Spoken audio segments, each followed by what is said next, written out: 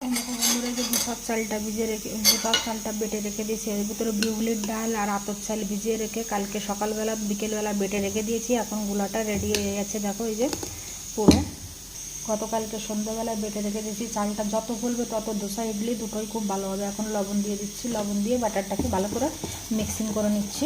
আর এদিকে ধোসার তরকারি বানাবো, মানে কারি রান্না করবো। তার জন্য আলু, গাজর, পেঁয়াজ, আদা দিয়ে ভালো করে সিদ্ধ করে নিলাম 2-3 সিটি দিয়ে। এখন ওর জন্য তরকারি সবজি কারি রান্না করা হবে ধোসার জন্য। আর এদিকে চাটনিটাকে বসিয়ে দিচ্ছি গরম। গ্যাস লাইটারটা কোথায় গেল পাচ্ছি না, দেখি।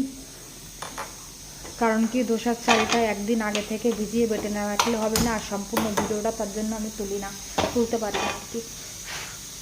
এখন দেখো যে ধোসার চাটনিটা গরম করতে দিয়ে দিয়েছি আর চালটা এখানে বসিয়ে রেখে দিয়েছি। আর আমি এদিকে হাওয়াটা সরে গেলে ওই পাশটায় তরকারিটাও রান্না শুরু করে দেবো।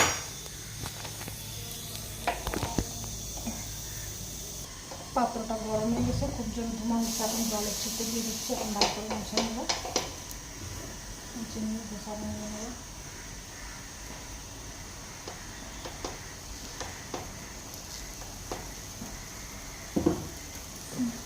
দিয়ে দেবো সামান্য একটু তেল করে। এখন দিয়ে দেবো একটু তেল।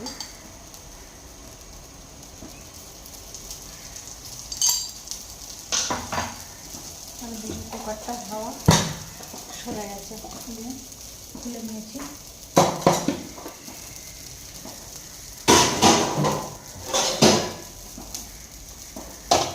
কড়াই বসিয়ে দিয়েছি। এই সাইডে কড়াইটা জাল ধরে দিয়েছি। দিয়ে দেবো তেল কড়াইতে।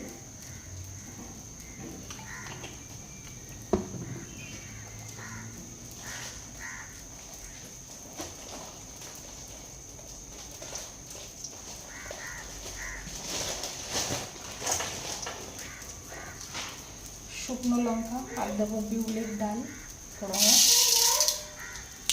আর দিয়ে দেবো কারি পাতা।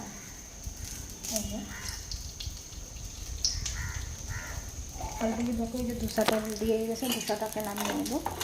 দেখো কত সুন্দর ধোসা হয়েছে। আলু সিদ্ধ করে নিয়েছি। এখন ধোসাটাকে হয়ে গেছে, নামিয়ে নিচ্ছি। যেখানে নামিয়ে রেখে দিচ্ছি। আর দিয়ে দেখো যে ফোড়নের জিনিস রেডি আসছে। দেখো যে বিউলির ডাল, শুকনো লঙ্কা আর কারি পাতা। এদিকে আর একটা দিয়ে দেবো